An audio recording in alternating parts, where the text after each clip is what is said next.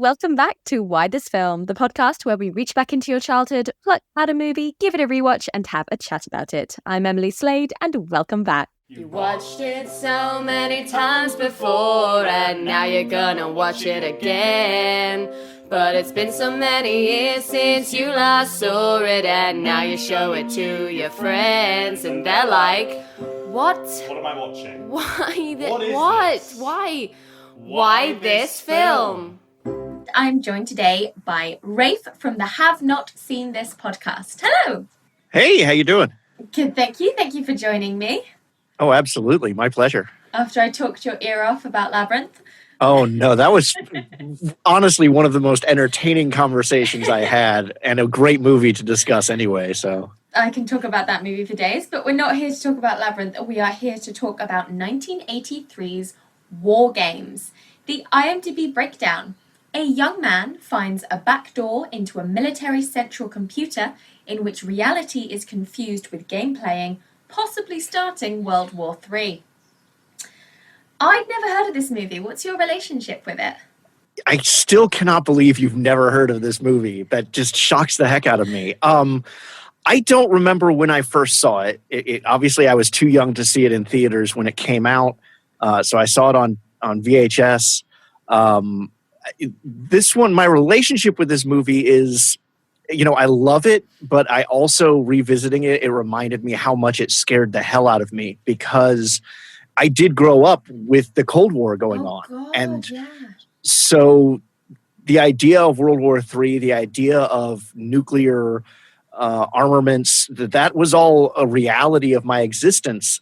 And I was really thinking over the last week, was it that I was afraid of nuclear bombs going off and this movie contributed to that? Or was I afraid of it because of movies like this? Yeah. It's such an interesting premise. So when I first came to it, I thought it was just sort of Ender's Game, The Last Starfighter, even Cloak and Dagger type movie. But then the last 10 minutes is like, boom, nuclear war is bad. I was like, whoa, I've learned a valuable lesson with some really cool graphics. And yeah, like I was completely what's the word? Like I couldn't not look at the screen for the last bit. I mean, it won like awards for its graphics at the time. But it was just the way that the tension had been built and the way that you think you're safe and then you're not. And you're right, the images of the thing trying to figure it out. It's scary. It's scary stuff. I think if I'd have seen it as a kid, I'd have been petrified of like war, especially if you were like, because I assumed it had been based on a book, but it hadn't. It was originally written for screen. So it's interesting that they've decided to make a kids' movie about something that was either happening or had just recently happened, and to make this point to be like, hey, in case you grow up and become president, nuclear war is bad. Learn a lesson. Yeah, and I was reading up on the history of the movie and the legacy of the movie, and I didn't realize that Ronald Reagan, who was president at the time, actually this movie inspired him to start looking into computer network safety, which, I mean, you look at the movie, obviously computers were very rudimentary at the time. You have to laugh at the fact that you've got those 5-inch floppy disks, back when they actually were floppy. And I mean, you have to laugh at the computer technology, but that's what it was like at the time. And Reagan saw this movie and actually then went to his defense counsel to see if this was actually a reality. And the interesting thing was the people they turned to look at how real this could have been actually served as creative consultants for the film. So they were the ones, it's kind of like this cycle of they were the ones who helped make the film realistic by contributing what could actually happen. And then you have the president who sees it, and then they end up becoming the people who are counseled on whether this could happen. And it's like, yeah, that's how the movie came about. That's crazy. That's so cool. That art influenced life. Yeah, it is. It's a fun little concept that suddenly becomes very serious. Yes. And so you open in like a military base where, I'm not gonna lie, I was like, I always forget about that opening yeah. scene.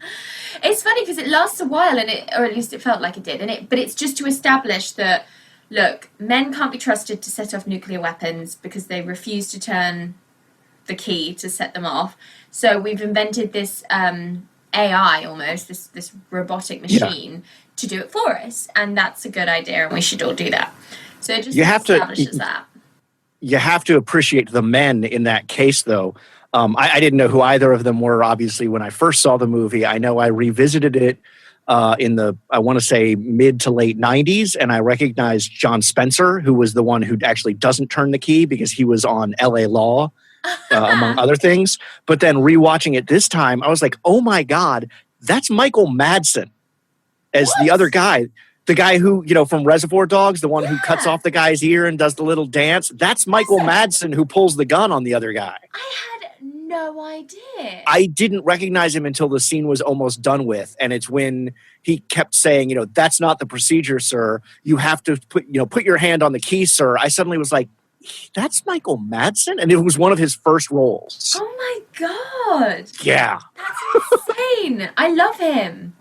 Yeah, and he's so young. I mean, he's such a baby in this movie. I literally had no clue.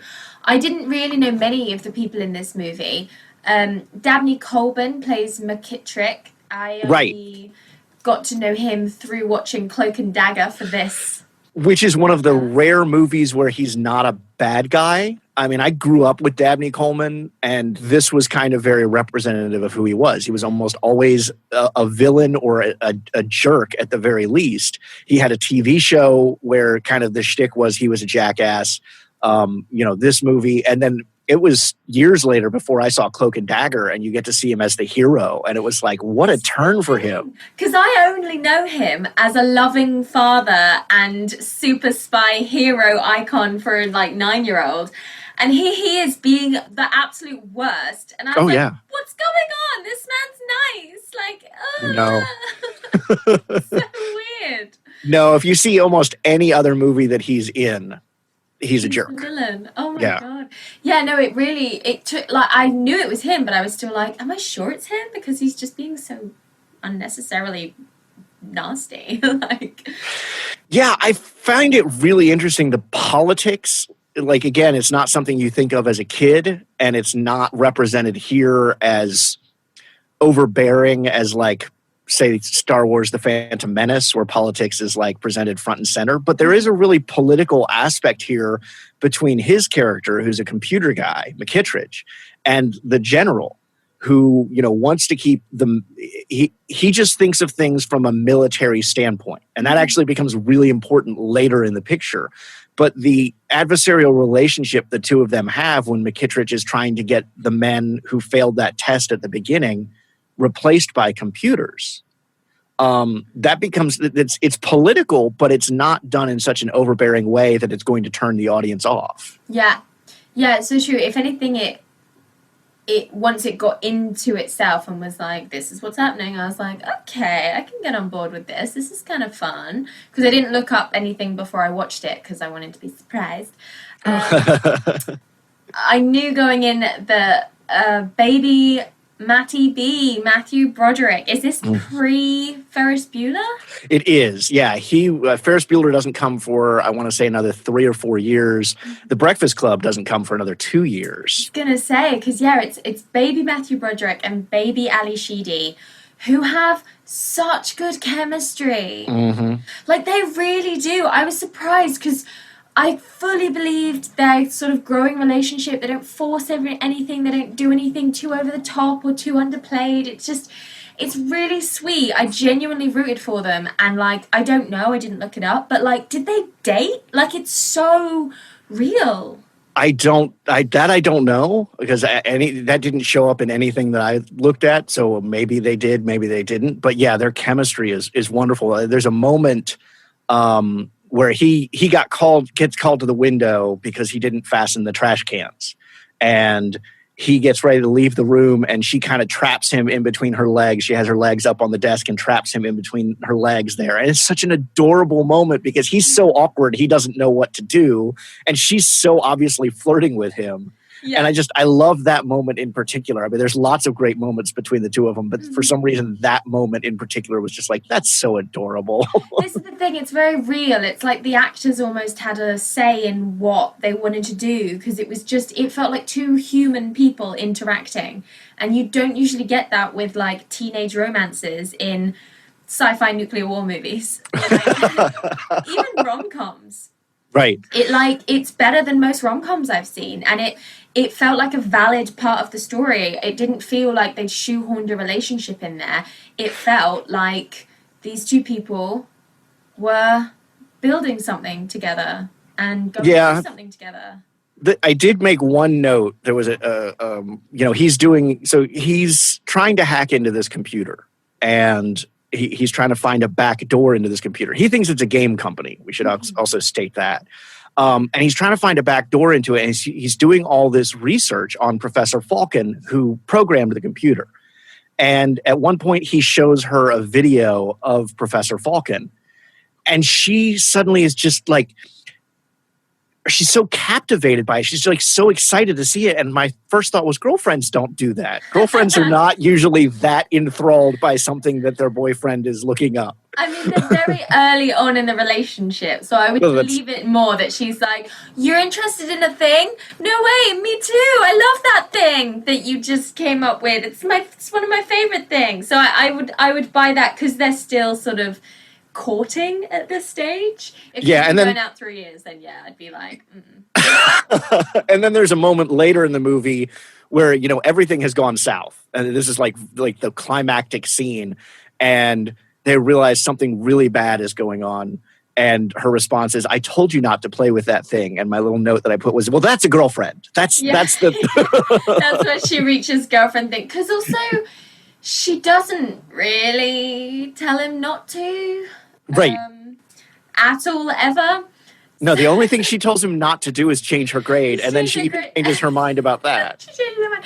Yeah, when she said that, I was like, it was jarring because I was like, that's the first thing that's been said between the two of them that I do not believe, sounds very cliched, is annoying and wrong. So, but I thought, to me, that was more the truth of a relationship than her being excited about the video. It was just like, well, I told you not to do that. Like, maybe I've been in the wrong relationships, but that just felt more true to me than anything else.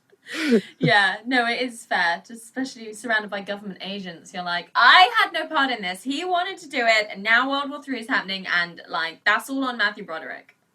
Well, and that's and she gets that other moment earlier on in the picture when things first get south, and he's arrested or detained. He's never, well, no, I guess they read him his rights. He's arrested and then manages to escape. And he calls her, I'm in trouble. I need a plane ticket. And her response is this because you changed my grade? Yeah. Valid. And I love that. I mean, she's involved, but yet she is kind of clueless about a lot of what's going on, which I like. Like, it makes sense that her character would be separate from what's going on. As far as awareness goes, I love Ali Sheedy in this. This is probably my favorite Ali Sheedy role. I've only ever seen her in The Breakfast Club, and she's my really favorite in The Breakfast Club. Yeah. Yeah, she's phenomenal in The Breakfast Club, but I think I like her more here. Not that I don't like her in The Breakfast Club, but she's so adorable in this movie. Yeah, she really is. Like, both of them are like, they feel like fresh new screen actors that they were. Also know what they're doing. Like, it's just pure talent. Like, they're just very natural, very down to earth, and their chemistry is so good. Like, I couldn't get over it. It's the one thing I've written like 100 times. Like, I love them so much. I want them to go out. I want them to marry. I'm such a fan of young Matthew Broderick roles that it's kind of hard to rank them. I mean, I think Ferris Bueller is going to win for everybody, but this is up there. I love this. I love him in Lady Hawk. I love him he's in Lady Hawk. Oh God, he's so great. His discussions with God in Lady Hawk just make the movie for me. But I love him in this because he's he does feel, for the most part, real. He feels like somebody who's interested in computers, and that was kind of me. I mean, obviously I didn't have the technology he had, but I could relate to that part of him. He's awkward with Ali Sheedy flirting with him because he doesn't get it, because he's that's not his mindset. And then like the scene on the beach when they're off on the island, where he talks about not ever having learned to swim. And he says, I always thought there was time. That's the moment that resonated with me when I first saw this, with that fear of nuclear nightmare going on. Yeah. That moment just feels so human that, if the threat of nuclear weapons is a reality, which I guess it's not really today, but it definitely was when I first saw this movie, then that's where we are. I always thought there would be time to learn how to swim. I always thought there would be time to do this. And it feels so real to me. And helpless. It's so sad. It's so sad because it's at a point in the movie where they've tried everything. They've taken a stupid ferry to some random island and found this man who was supposedly dead. And he's basically just been like, it's time for humanity to start over. Fuck it. Let's all just die. God, yeah, that's his response. We came all the way out here to stop World War III, and you're like, maybe it's a good idea. It's like the end of Cabin in the Woods. I was like, are they really going to go down this path? Are we going to end the world? Is that how this movie ends? To me, that's why Cabin in the Woods is actually social commentary. I remember writing an editorial about that when that movie came out, that the ending really is kind of a scathing commentary on the millennial generation, that they would rather let the world burn than sacrifice themselves for something. And here's kind of the opposite, where the younger generation is like, we've got to do something, and the older generation is like, nope, fuck it. Let the world burn. And it's like, dude, I know you lost your son, but that doesn't mean the whole world needs to pay the price. And yet there's almost a poignancy with what's going on in our world today. We have this virus, we have everybody taking shelter, we have, you can't go out in large groups, you have this. And his comment about nature, sometimes nature decides it's time to give up. Nature decides, and it's like, yeah, maybe this is a little scary to be watching right now. Yeah, it did feel a little bit relevant because, like, we are the bacteria on the earth. It's like climate change. The earth will get through it fine. It's humanity that'll die out. Yeah. Yeah, it's scary, and he's just such a good actor, and I think people forget that because he's a child star, so you don't take him seriously to start off with, and then he's very sort of musical theatre and comedy as well, which are both not taken very seriously either. But when he's doing this, he really is just helpless and scared and sad, and like you really do feel it. It jumps out at you, and after Ali Sheedy's excitement as well, let's just fucking swim. Let's do what we can. Let's just swim to the island. Let's fucking do it. And he's like, I can't. And now I never will be able to because the world is ending. And you're like, oh, but no. So of course, then they kiss because when you're gonna die. Why not? Well, a modern take on this movie would have them do more than kiss, because I guarantee you he not only didn't learn how to swim, but he's so awkward around girls. He's a virgin. And so the modern movie would have him take care of that, Well, this is the thing. I was surprised that they didn't go further. I was like, and here comes the, helicopter. Okay. The ultimate cock block there. I was, and I kind of liked that they didn't go any further because it kept an innocence to their relationship. Yeah. Well, that's very 80s, especially early 80s and into the John Hughes era. That's very typical of those kinds of comedies, that we're going to keep it rather chaste. Yeah. And there's a part of that I miss. Like, I remember seeing a romantic comedy in the early to mid 90s. I don't remember what year it came out, but it ends with a kiss. And I was like, how nice that we have a movie like that anymore, because nowadays the kiss is early in the film and it ends with, sex or whatever. So it's kind of nice to revisit that era where it's true. That's the height of the on-screen relationship. I wonder if that was because every time you did have sex on screen, it was like a villainous act, and therefore that's why in the horrors, if you were teenagers having sex, you would then die, or you were the evil cheerleader because you were not a virgin anymore. And so I think people started introducing it to get away from that stigma. I don't know, I'm making this up, but that's a really good point. The reason that they're able to win at the end of the movie is because they didn't have sex. Like if they had had sex, they'd gone to the compound, Joshua would be like, nope. Yeah. The end. The end. You had sex. Nukes. That's going to be the pull quote for this episode. And so I wonder if the movies themselves were like, hey, we're going to move away from that stigma and we're going to make our good characters have sex as well because we shouldn't be ashamed. But also with the lack of censorship coming in as well, people then were just like, we can do that now? Just do it all the time. And it's like, how about we write a good story first, and if it's relevant to the story, then we put it in. And people are like, no. Nah. We want good trailer shots. Let's make a good movie. No. Good trailer shots. Well, and I think the creation, this is pre-PG-13. So that rating didn't exist at the time that this movie came out. And I think once that rating came out, that opened the door for people to be a little more physical on screen and not necessarily have to vilify it. Yeah. It's interesting. There's a whole history there and a whole other conversation to be had. But you're right. I agree. It's nice that they don't go too far. It's just be awkward. Like, you're on this man's property, by the sea. It's going to be cold as well. It's just wrong place. Wrong place. No. Oh, come on. It looked like a pretty comfy cabin. It is, no.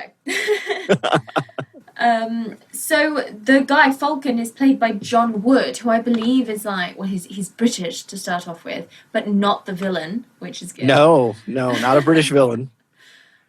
Although he's a little villainous in that kind of nihilistic approach of just nature knows how to start over. We're just a hiccup on the earth, and if this ends us, then this ends us, and the world will go on. Yeah, never mind, you won't go on. But yeah. So the it's well paced, I think, and it's well structured. Where sort of Matthew Broderick breaks in and starts playing this game. We sort of establish everyone quite quickly, and then he breaks in and starts playing it, and he suddenly realizes what he's done, and he's arrested for it, and it sort of plods along, and we come back, and he brings Falcon back to the military base, and they're like, hey, we think we figured out how to do it. And they do it. I'm not making any sense, but no, you are. You think the movie's over. You're like, oh, hooray, brilliant. And then Joshua is like, still trying to find the codes. I had to ask my dad, because he'd seen this movie 4 times randomly. He was like, you've never heard of this movie? I'm like, no. It's exactly the kind of movie I would not ever have seen. Everything about it, I was like, nope. But it's really, really good, especially this last 20 minutes where, Joshua has been built to ignore anyone that tries to shut him down, anyone that tries to override him. It's all part of the game. I didn't know what tic-tac-toe was. What? We call it noughts and crosses in England. Oh, okay. But there's that cultural divide again. So they were like, you ever played tic-tac-toe? I was like, what? No. She was like, you always lose. You can never win. And I'm like, what the fuck is tic-tac-toe? Because then I was like, the only other place I've ever heard it is when Catwoman in Batman Returns goes tic-tac-toe on someone's face with her claws. And I always used to be like, cute. Whatever. Didn't know what it meant, though, huh? Had no idea. And then when he was like, it's got to be in here somewhere, type it in. And they get tic-tac-toe, noughts and crosses, up on the screen. And I was like, oh, it's noughts and crosses. Oh!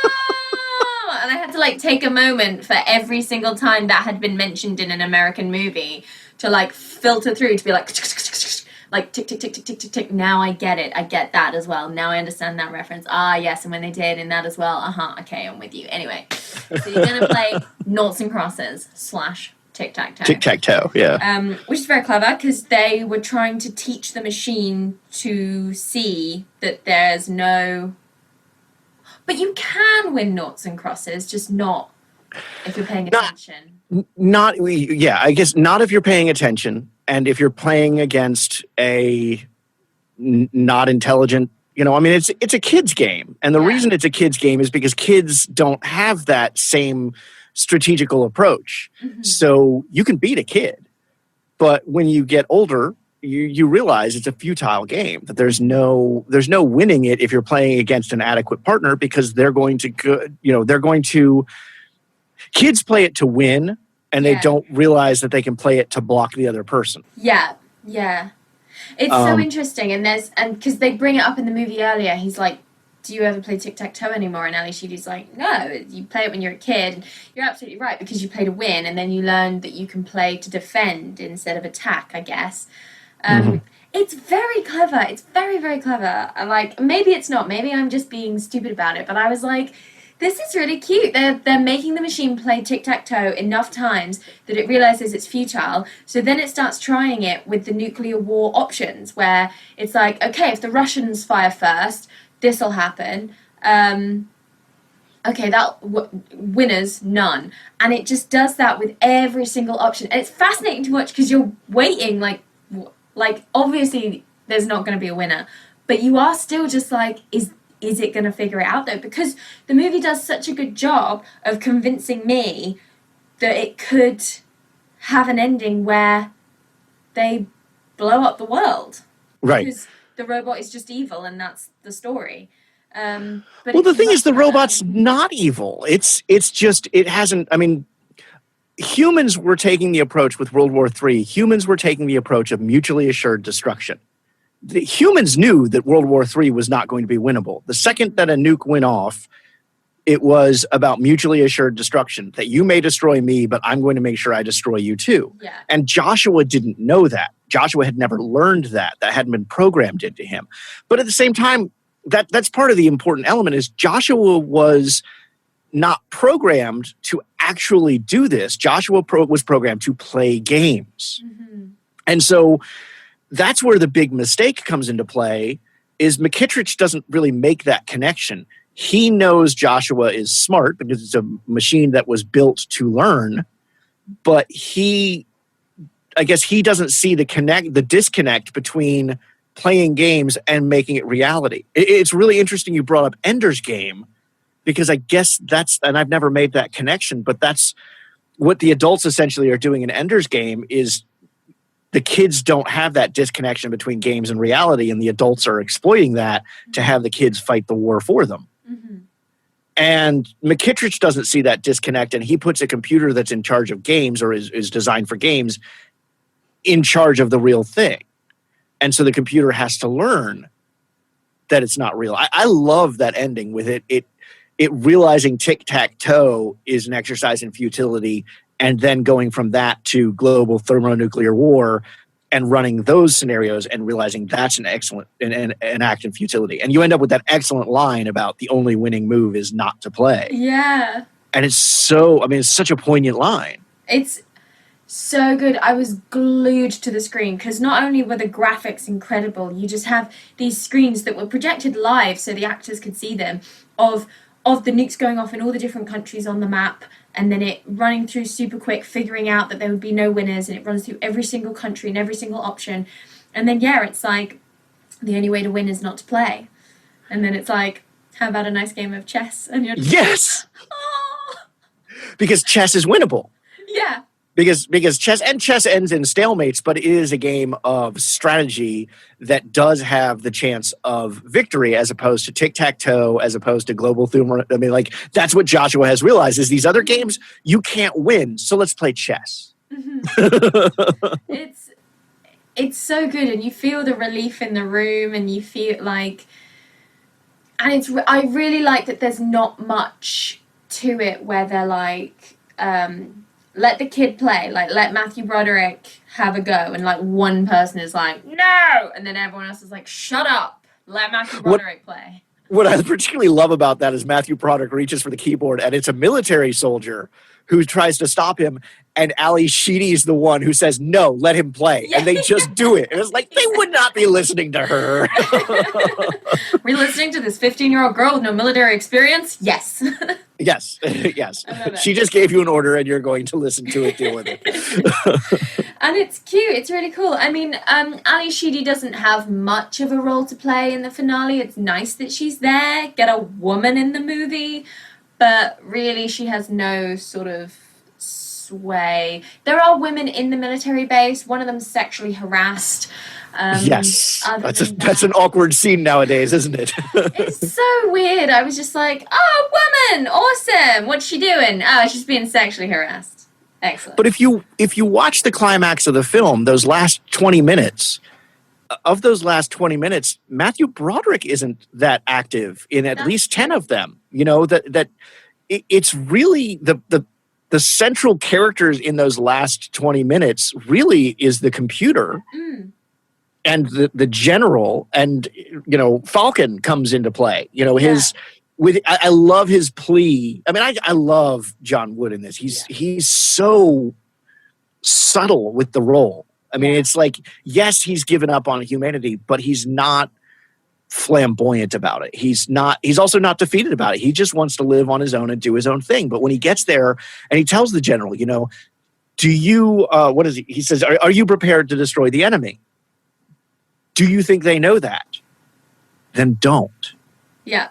You know? He's so calm and so collected, but also so energetic at the same time. And it was almost like a fascination where he was like, he'd given up on everything. He'd given up on life. He was like, oh, there's going to be World War III, brilliant, whatever. And then he comes back into the military base, and it's almost like he's reinvigorated with what he's seeing. But he's not over the top about it. He's just like, okay, this is cool. Like, what are we doing? Oh, we're doing this. Okay, have you tried this? What about this thing? Well, I'm here. Let's fucking go. But from the moment he tells them, well, don't, then like the next 5 minutes of screen time, none of the major characters really have anything that they're doing other than sitting back and watching the result of having convinced the general not to, fire anything, not to scramble any weapons. The climax of the film really is watching what happens when we finally convince the military not to do something. Yeah. And that everybody gets to live. And it's so tense. It's so weirdly mature and dark for a kid's movie. Because I was really gripped as an adult, and I don't know if I would have been as a kid, because I wouldn't have understood the seriousness of it all. You understand that everyone's going to die because they're in touch with another military base, and they're like, this attack was unprompted and spontaneous, and it doesn't make sense. You need to take a gamble of not firing your missiles, and please believe me that this is not a real thing. And what a gamble.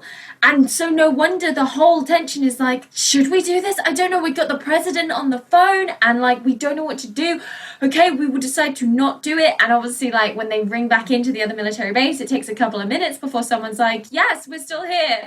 No one's been blown up. It wasn't real. It's fine.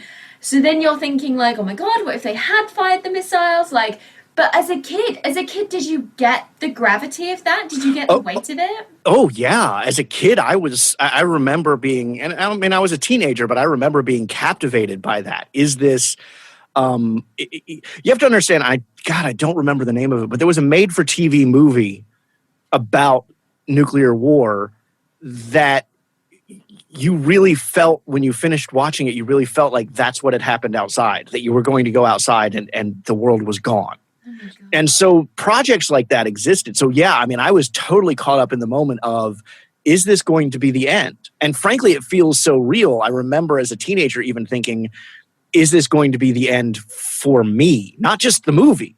Yeah. See, I grew up, I searched it last night. I was only 300 miles away from Washington, D.C. Northern Virginia actually shows up as one of the strike locations on the map when he's running his first simulation, or the fake out, the bluff missile attacks. Mm-hmm. Norfolk is shown on screen. That's Northern Virginia. That's 250 miles away. So nuclear war was a real threat because I knew I lived close enough to a primary target that would be it. Like if those missiles went off, that's it. I'm done. So watching a movie where that's a real possibility terrified me. I mean, it was a good kind of terror, but it scared the hell out of me.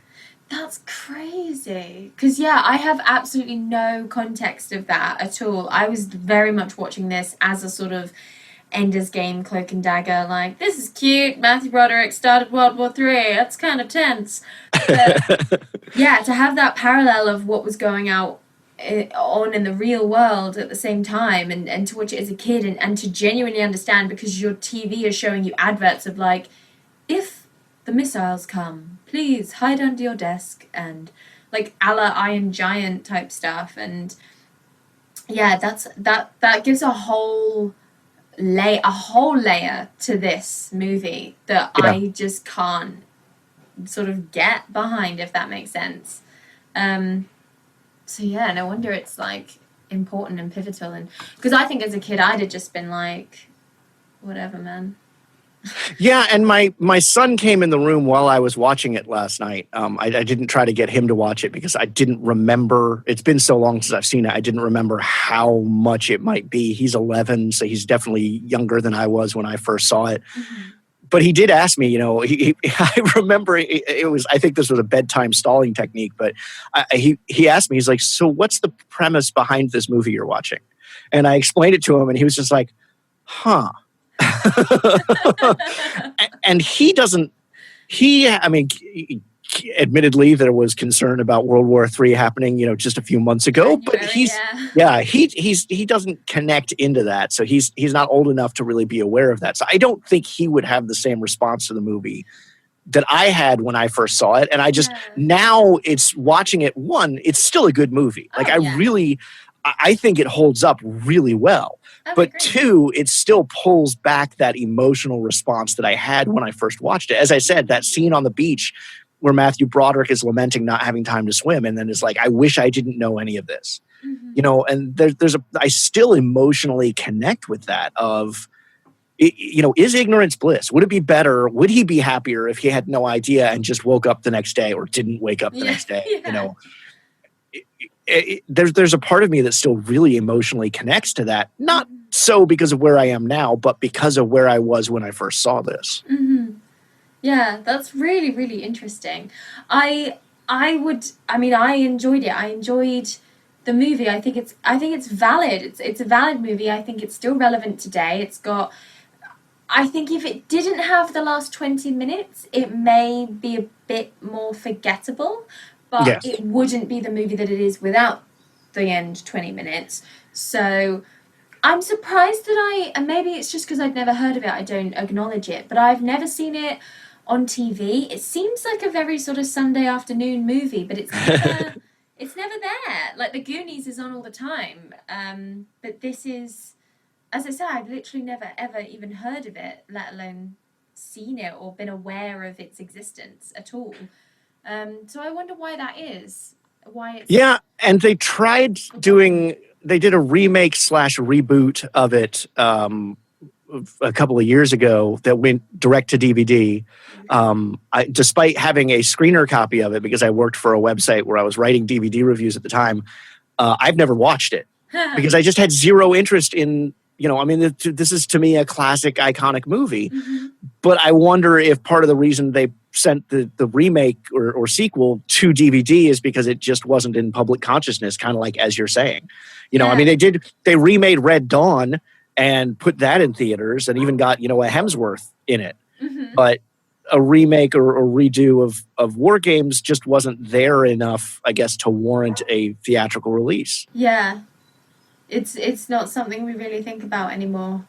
Which is a shame because it's a brilliant movie. And I mean, my dad, I guarantee you, if I texted him right now to say, hey, watched WarGames last night, the response I would get from him would be, shall we play a game? That line is in my family's DNA at this point. Oh, that's so cool. I love that. I love it when it does that. I really liked it. I think the last 20 minutes was incredible. And the rest of the movie is very charming and makes some really, It's got some emotional weight to it as well. I think the performances are really strong. Anything else you want to say about it, really? Oh, there's so much brilliance to this film. And I always love, we've gotten to a point in filmmaking nowadays where filmmakers feel like they have to hit the audience over the head with information in order for you to get it. And there's little subtleties in here that I absolutely love. Like that opening scene, okay, with the two guards and the one pulls, as I said, Michael Madsen pulls the gun on the other guy, right? And that's where the scene ends. So you don't know, did he shoot him or such? And when they're doing the computer installation, okay, McKittrick wins, they're going to do the computer installation. It's the other guy looking at them installing the computer. So it's this subtle little moment that if you're paying attention, you go, oh, he didn't get shot. He didn't die. But it's not put in your face. It's just him. He's out of a job now. He's looking at the computer being installed with a little bit of frustration as he's leaving his post for the last time. Mm-hmm. Using Joshua as the password for the computer. Yeah. This is 1983, right? People still do that today. Like there are hackers, there are thieves nowadays who what they will do is they will get a job in IT and they will go work for a company for like 2 weeks. And in those 2 weeks, they will get to know the employees. They'll just be, hey, Emily, how you doing? How's your kid doing? And in those 2 weeks, they will collect your personal information enough that they know your kid's name, they know your birthday, they know your kid's birthday, and that's enough information for them to hack into your computer or even your house, because what do you use as a password on your security system? Your kid's birthday, your birthday. People still fall for this shit. And yet here's a movie from 1983 saying, hey, maybe don't use your kid's name as a password because it's easily guessable. Not even like Joshua 1, 2, 3. It's just Joshua. Right, but it's like very easy to look at it now and go, oh, nobody would ever do that. You're doing it. They do. It's so true. It's so true. I am terrified. You know when you've got like 3 passwords that you just circulate around everything, and you're just like, which you're not supposed to do, but everybody does it. Everyone does it because to change your password every week or whatever is like really inconvenient. So then we get really annoyed when they rob us online and we're like, how did this happen? Because we're stupid. Yeah. No, I mean, there's so much good about this movie. I mean, the performances, we talked about John Wood, Matthew Broderick, Ali Sheedy. I love the general, Barry Corbin, who apparently ad-libbed a lot of his dialogue, really? which I find hard to believe, but that's what is out there when I was looking at research. But I know him from the TV show Northern Exposure. That's where I know him. And on that show, he's a retired astronaut, so he has that military discipline to him, but he has a soft side. And like I said, I alluded we would get to it later. I guess we'll get to it here. The computer is playing him, which is like an early rule of game theory. You're not playing the game, you're playing the people. Well, the computer tells Matthew Broderick earlier on that its goals are to get down to DEFCON 1 and launch missiles. Mm-hmm. And every time there's a fake out that the general falls for, he lowers the DEFCON level. So the computer is playing him by faking him out and making him think that stuff is going on, and he's responding exactly what the computer thinks he's going to respond. Yeah. And so when he answers that plea at the end of the movie of don't, the computer never would have anticipated that. Like, he could have saved everything if at any point, instead of lowering DEFCON, he had gone, okay, that was a fake out, take us back to DEFCON 3 instead of staying at 2. He's falling for the tricks that Joshua is setting for him. And at the same time, you don't blame him. He's a military man. He is going by the book. And that's what starts the struggle between him and McKittrick at the beginning of the movie. And it's so brilliantly done, partially because of the writing, because the script is really well written, part of because of the just the way that the director shot it. But also Barry Corbin is just a phenomenal actor. And as much as you want to hate him, you can understand him. This is the thing. I never once was like against him. I was more against. They make you more against Dabney Coleman because you're like, boo, machines are bad. But even then, there's not really a villain. You could argue Joshua is the villain in the end, but even he is not a villain. There is no bad guy in this movie. No, and that's kind of what's scary about the Cold War is who was the bad guy were the Russians. Well, the Russians don't even enter into this other than they keep stepping up their defenses in response to the American military stepping up. So the Russia is really only a shadow of this movie. They're the bad guy of the Cold War for us in America. I wager that if somebody listens to this podcast in Russia, they'd be going, no, the Americans were the bad guys. Because it's all about perspective. But I didn't even think about it till you just said that. This movie has lots of antagonists, in that an antagonist is anything that causes conflict. But it doesn't have an overarching villain. Even Joshua is just following its programming. It's just trying to play a game. Yeah, there's a real sort of humanity, innocence, whatever you want to call it, across the board. It's very Princess Mononoke, where it's just like, I guess just pick a side. And then whoever you're against is the villain. And my girlfriend will now love you for making a Princess Mononoke reference. She's already decided the two of you are best friends. So I love it when that happens. Get her on here. Yeah, no, I love this movie, and I loved the fact I was a little skeptical when you said you hadn't seen it, and then just it's been easily a decade since I last watched it, if not longer. I was a little hesitant that it wasn't going to hold up, and I was really happy when I sat down to watch it. It was like, nope, this is still a really good movie. It's solid. It's really solid. And yeah, I'm not going to lie. I chose it because I had never heard of it, and because I was like, this will be really interesting, because it will either be one of those movies that the reason I've never heard of it is because, like, it was just a bit lame. And, like, there's a certain generation of people that still cling to it because they were just like, it's my childhood. Right. Or it's a little hidden gem. Like, I really loved Cloak and Dagger when I watched it. Again, never even heard of it.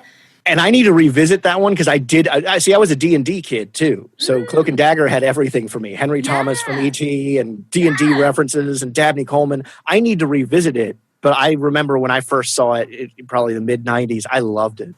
It's honestly, I had such fun watching it, and I had a really good time watching this as well. I was like, this is a legit movie. Like, and I know I'm always biased because I love kids' movies, and I always manage to find something in all of them that I enjoy. But all of these ones that I would never have watched when I was a kid, because I was like, does it have a dragon in it? Then I'm not interested. Kind of thing. Yeah, anything that was like vaguely based in reality. There was so many of them as well. So many of those like video games are a thing now.